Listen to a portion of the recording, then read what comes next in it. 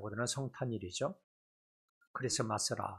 그래서 메리 크리스마스하고 인사를 했는데, 메리라고 하는 것은 기쁜, 즐거움이라고 하는 형용사고요. 또 크리스마스라고 하는 말은 그리스도와 경배라고 하는 말의 합성어죠. 이 즐거운 성탄일에 과연 우리가 누구를 기억하셔야 되는가? 그분이 왜 오셨는가 하는 것을 좀 생각해 보는 시간을 갖도록 하겠습니다. 미국의 어느 대학의 유명한 심리학자가 자기 학생들에게 쪽지를 나눠주면서 성탄절 하면 생각나는 단어를 한번 적어보라 그랬어요. 그랬더니 추리, 또 그날은 공휴일이니까 휴가, 또 선물, 이 사람들은 칠면조를 먹나 보죠. 또 칠면조, 캐롤, 또 산타크로스, 이런 것들을 적었대요. 그런데 아무리 찾아봐도 예수님이라고 하는 단어가 없더래요. 성탄절 하면 가장 먼저 생각해야 될 것이 예수님이 탄생한 날이니까 예수님을 생각해야 되는데, 예수님이라고 하는 단어는 아무리 찾아도 단 한 사람도 없더랍니다. 혹 우리가 그런 것은 아닌가? 이 성탄절은 예수님이 주인공이에요. 예수님을 생각하고 예수님께서 이 땅에 왜 오셨는가? 무슨 일을 하셨는가? 이런 것들을 생각하면서 기뻐하고 즐거워하는 날이에요. 그러면 예수님께서는 왜 이 땅에 오셨고 우리는 왜 기뻐해야 되는가? 아까도 여러 번 읽었는데요. 누가복음 2장에 보면 예수님께서 태어나실 때 천사가 이런 이야기를 했습니다. 온 세상에 미칠 큰 기쁨의 좋은 소식을 너희에게 전하노라. 그러니까 성탄절은 특정한 어떤 사람들에게만 기쁜 소식이 아니라 모든 백성들에게 큰 기쁨의 좋은 소식이 되는 거예요. 남자나 여자나 배운 사람이나 못 배운 사람이나 부자나 가난한 사람이나 2000년 전이나 지금이나 모든 사람들에게 미칠 큰 기쁜 소식이 돼요. 그 이유가 뭘까? 이제 그 이유를 오늘 본문에서 설명을 하고 있는데요. 예수님의 탄생이 어떻게 모든 사람에게 미칠 큰 기쁨의 좋은 소식이 되는가 하는 것을 설명을 하고 있어요. 이제 오늘 본문을 보시면요, 예수님이 공생애를 시작하시는데 먼저 자기가 태어난 고향 나사렛이라는 곳에 가서 처음으로 회당에 들어가서 설교하시는 장면이에요. 여기에 보면 예수님께서 무엇 때문에 이 땅에 오셨는지 그 이유와 목적을 분명하게 밝히고 있어요. 오늘 본문 18절부터 읽어드리겠습니다. 주의 성령이 내게 임하셨으니 이는 가난한 자에게 복음을 전하게 하시려고 내게 기름을 부으시고 나를 보내사 포로된 자에게 자유를, 눈먼 자에게 다시 보게 함을 전파하며 눌린 자를 자유롭게 하고 주의 은혜의 해를 전파하게 하려 하심이라. 이 말씀은 구약성경 이사야 61장 1절을 그대로 인용해서 예수님께서 하신 말씀이에요. 공생애를 시작하시면서 맨 먼저 이 설교를 하셨고, 그리고 오늘 보면 21절에 보니까 이 글이 오늘 너희 귀에 응하였느니라 이렇게 말씀하고 있어요. 이 말은 예수님 자신이 이사야 선지자가 예언했던 그 메시아가 바로 나다 하는 것을 선언하시는 거예요. 다시 말하면 이사야 선지자를 통해서 예언된 말씀을 이루기 위해서 예수님께서 이 땅에 오셨다는 말씀이기도 해요. 그렇다면 우리는 이 말씀을 통해서 예수님이 이 땅에 왜 오셨는지, 예수님의 탄생이 왜 모든 백성에게 미칠 큰 기쁨의 좋은 소식이 되는지 하는 것을 알 수가 있게 됩니다. 우선 제일 먼저 예수님의 탄생이 모든 백성에게 미칠 큰 기쁨의 좋은 소식이 되는 첫 번째 이유는 뭐냐 하면 가난한 자들에게 복음을 전하기 위해서 오셨기 때문입니다. 본문 18절 한번 보세요. 이는 가난한 자에게 복음을 전하게 하시려고. 여기서 가난한 자는 경제적으로 가난한 자만을 말하는 것이 아니에요. 마음이 가난한 것도 가난한 자예요. 마음이 약해요. 항상 슬프게 살아가요. 부정적으로 살아가고 있어요. 자신을 잃어버리고 있어요. 이처럼 마음이 가난한 것도 가난한 거예요. 건강이 가난한 것도 가난한 거예요. 영적으로 가난한 것도 가난한 거예요. 세상 어디에도 의지할 곳이 없는 불쌍한 사람들도 가난한 자예요. 그 어디에도 의지할 곳이 없고 도움을 받을 곳도 없는 사람, 그래서 하나님의 도우심을 기다리며 하나님만 바라보는 사람, 그 사람이 곧 가난한 사람입니다. 이러한 사람들에게 예수님의 탄생은 복음이고 기쁜 소식입니다. 왜냐하면 예수님이 이 가난한 사람들에게 전할 기쁜 소식을 가지고 오셨기 때문입니다. 하나님은 의지할 곳이 없는 가난한 사람들도 사랑하십니다. 예수님이 이 땅에 오셔서 이 사실을 몸으로 보여주셨어요.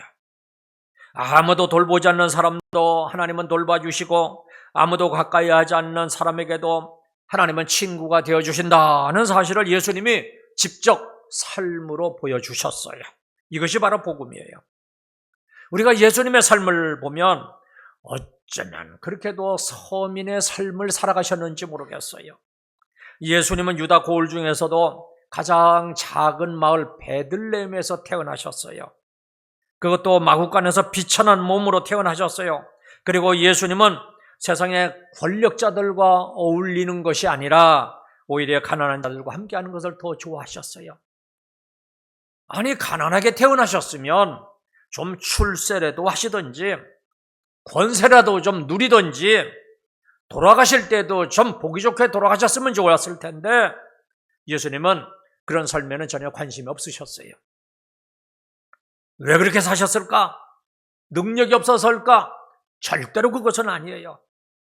예수님이 이렇게 사신 이유는 가난한 자들에게 복음을 전하기 위해서입니다.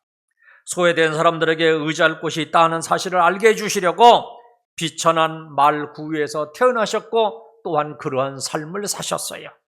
하지만 예수님은 대제사장들과 서기관과 바리새인들에게는 말씀으로 꼼짝도 못하게 하셨어요. 그리고는 각색 병전자들을 고쳐주시고 놀라운 표적도 행하셨어요. 이러한 예수님의 탄생은 가난한 사람들에게 희망을 갖게 했어요. 이것이 바로 성탄의 기쁜 소식입니다.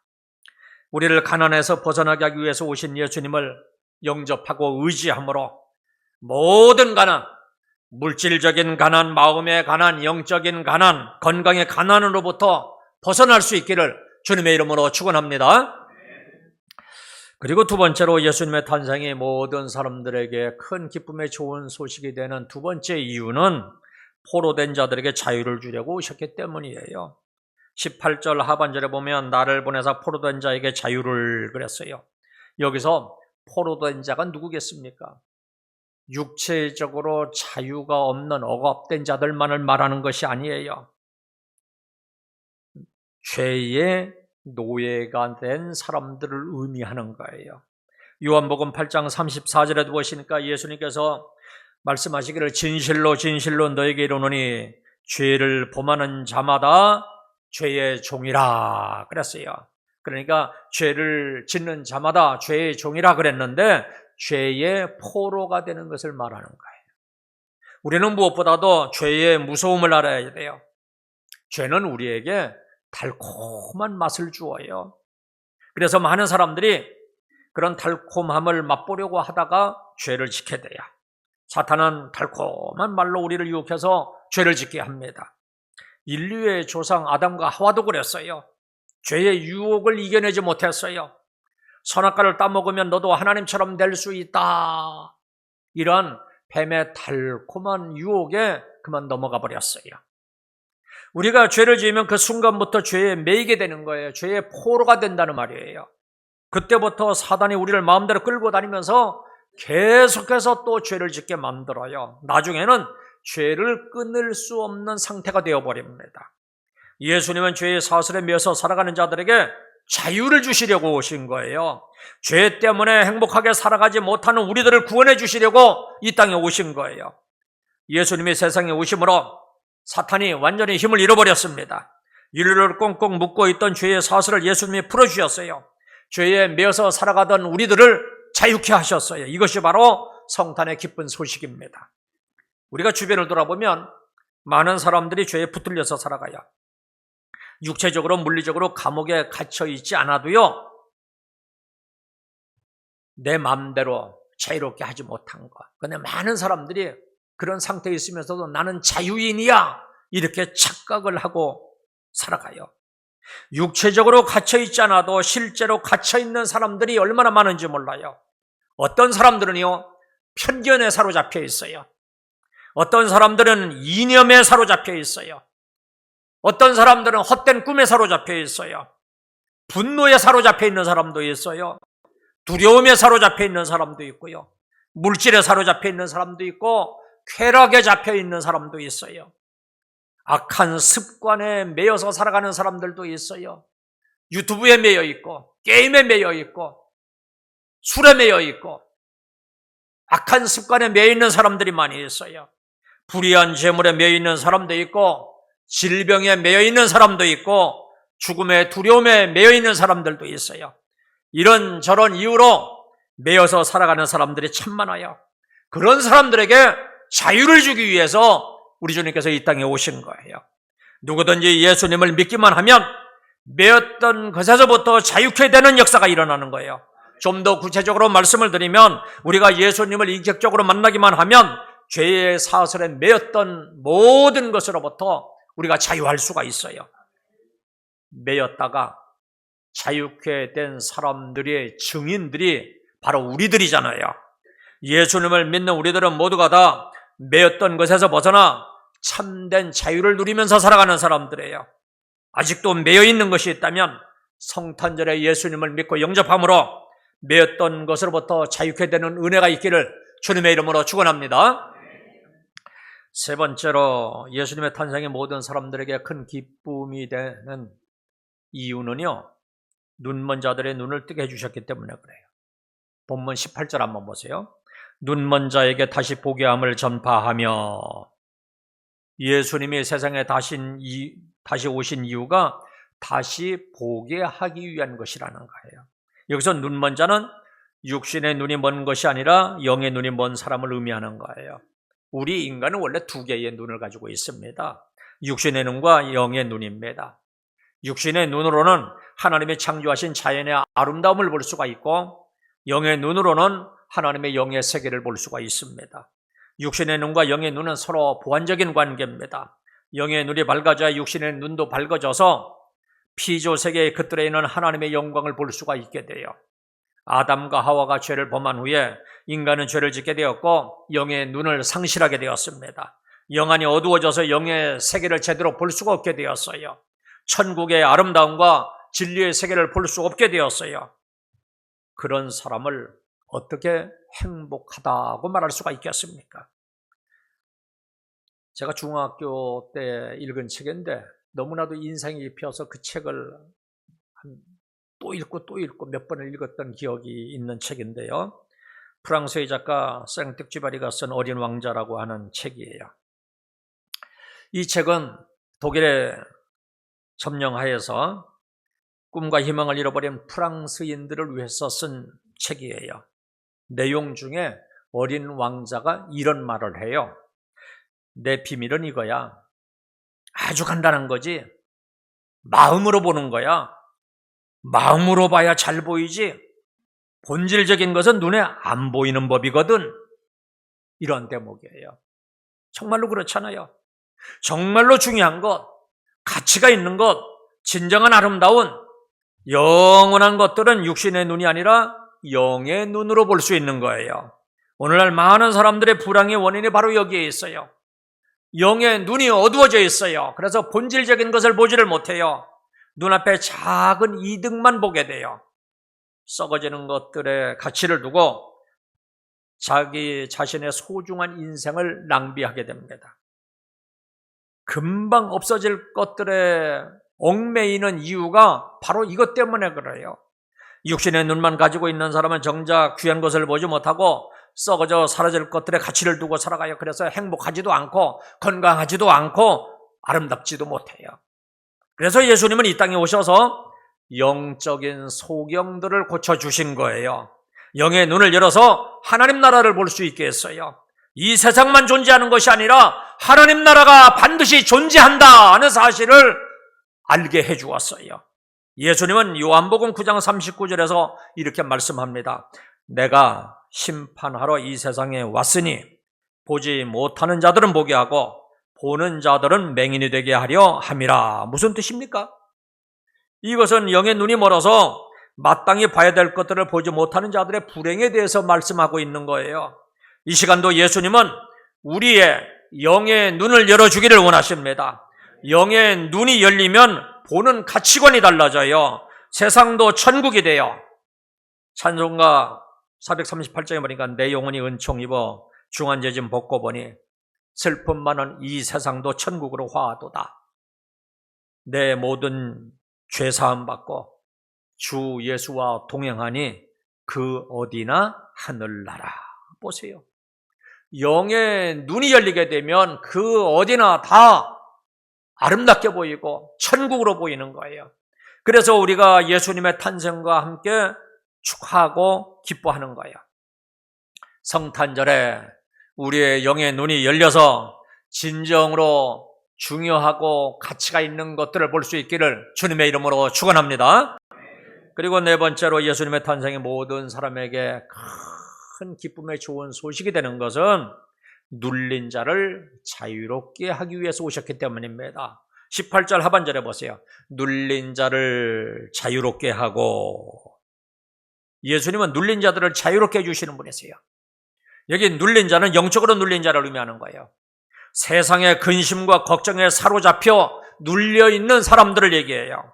죽음의 권세에 붙잡혀 살아가는 사람들을 얘기해요. 그런 사람들에게 참된 자유와 평안을 주기 위해서 오신 거예요. 죄에 억눌리면 세상의 근심과 걱정에 사로잡히게 돼요. 마음의 고통을 느끼면서 살아가게 돼요. 그런 마음에 어떻게 평안이 찾아올 수가 있겠습니까? 영적으로 항상 눌려있게 되는 겁니다.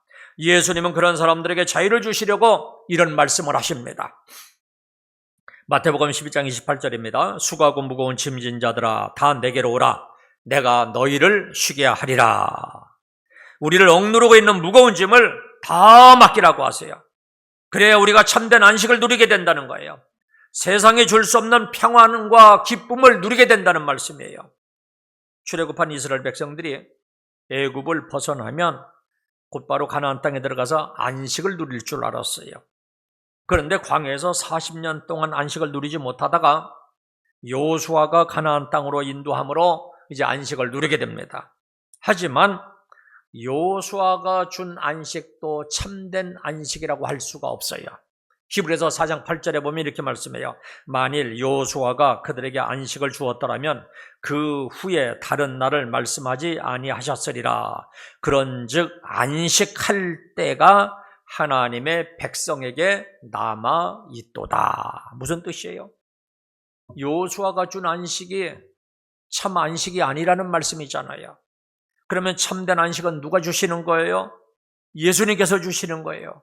그 안식을 누릴 때가 있는데 그 안식을 주시려고 예수님께서 오신 거예요. 혹 자유롭지 못하도록 짓누르고 있는 것이 있나요? 질병이 짓누르고 있습니까? 아니면 악한 영? 아니면 염려와 근심입니까? 두려움입니까? 자꾸 답답하고 우울해집니까? 이러한 것들이 나를 자꾸만 짓누르고 괴롭히고 있나요? 그런데 이들이 어떻게 해요? 어떤 방법으로 그렇게 짓누르고 있나요? 예수님을 신뢰하지 못하게 하고 예수님을 바라보지 못하게 함으로 우리를 속이는 거예요. 나를 짓누르고 있는 것들을 바라보고 묵상하면 할수록 더욱더 답답해지기만 하는 거예요. 예수님을 바라보고 예수님을 믿어야지만 이 문제가 풀어지는데 그러지 못하도록 자꾸만 속이고 있는 거예요. 이 성탄절에 나를 자유케 하기 위해서 오신 예수님을 묵상함으로 모든 눌림으로부터 자유케 되는 은혜가 있기를 주님의 이름으로 축원합니다. 그리고 마지막으로 보면요, 예수님의 탄생이 모든 사람에게 큰 기쁨의 좋은 소식이 되는 이유는 주의 은혜의 해를 전파하게 하려고 오셨기 때문입니다. 19절 보세요. 주의 은혜의 해를 전파하게 하려 하심이라. 좀 이해하기가 쉽지가 않을 터인데요, 여기 주의 은혜의 해는 유대인들이 지키는 신년을 얘기하는 거예요. 예수님이 오신 목적이 우리에게 이 신년을 선포하기 위해서 오셨다는 거예요. 이 신년이 뭔가 레위기 25장에 보면 자세하게 설명을 하고 있어요.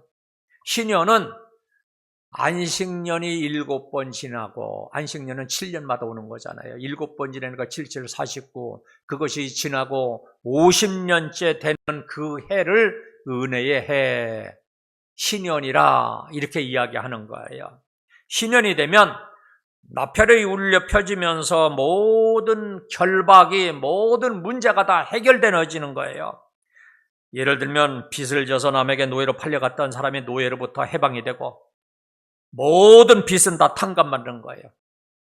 빚 때문에 넘어갔던 토지도 다 다시 돌려받게 돼요. 빚 때문에 빼앗겼던 자녀들도 다 다시 돌아오게 돼요. 그러니까 신년을 쉽게 설명을 하면 모든 것을 원래의 상태로 다시 회복하는 것을 이야기해요. 이스라엘 백성들은 신년이 되면 반드시 그래서 4가지 일이 일어났어요. 빚진 자들의 빚을 탕감받게 돼요. 이 말씀을 들으면서 속으로 나도 은행에 빚진 것 전부 다 탕감받았으면 좋겠다, 이런 좋은 세상이 되었으면 좋겠다 할지도 모르겠어요. 두 번째는 노예들이 고통스러운 노예 생활에서 벗어나 가족의 품으로 돌아가게 돼요. 세 번째는 잃어버렸던 땅도 다시 되돌려받게 됩니다. 뿐만 아니라 네 번째, 경작도 하지 않아요. 무슨 말이냐 하면 땅도 가축들도 다 해방이 되는 거예요. 신년에는. 그러니까 신년이 되면 원래의 모습으로 다시 회복이 되는 거예요.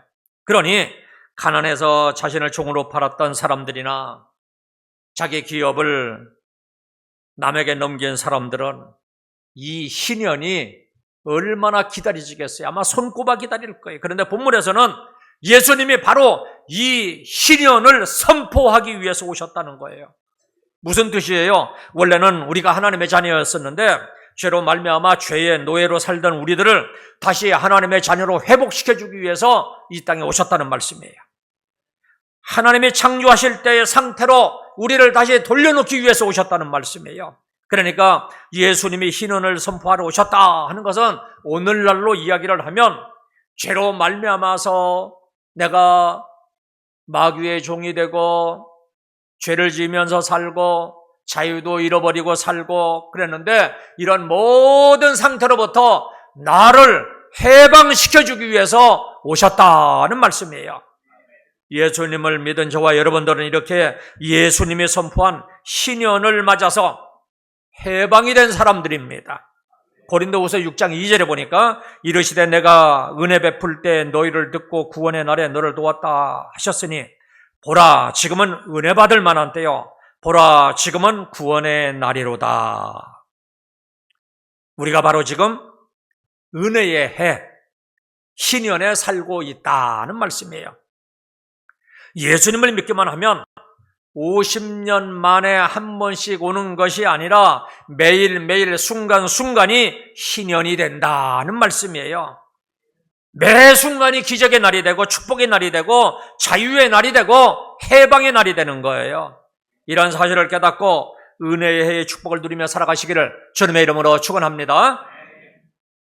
사랑하는 성도 여러분, 성탄절은 예수님이 모든 사람들에게 큰 기쁨의 소식을 가지고 온 날이에요. 온 백성에게 미칠 큰 기쁨의 좋은 소식을 가지고 온 날이에요. 이제 우리는 이런 기쁜 소식을 들고 세상으로 나가는 거예요. 삶의 현장으로 나가는 겁니다. 예수님은 가난한 자들에게 복음을 전하기 위해서 오셨어요. 포로된 자에게 자유를 주기 위해서 오셨어요. 눈먼 자들의 눈을 뜨게 해주기 위해서 오셨어요. 눌린 자를 자유케 하기 위해서 오셨어요. 주의 은혜의 해 신년을 선포하기 위해서 오셨습니다. 이처럼 기쁜 소식을 들었으니 이제는 우리가 이 소식을 듣고 전해야지 돼요. 특히 성탄절에 먼저 우리들이 이러한 성탄절의 은혜를 누리고 또 전하는 이런 은혜가 있기를 주님의 이름으로 축원합니다. 그냥 기도하겠습니다.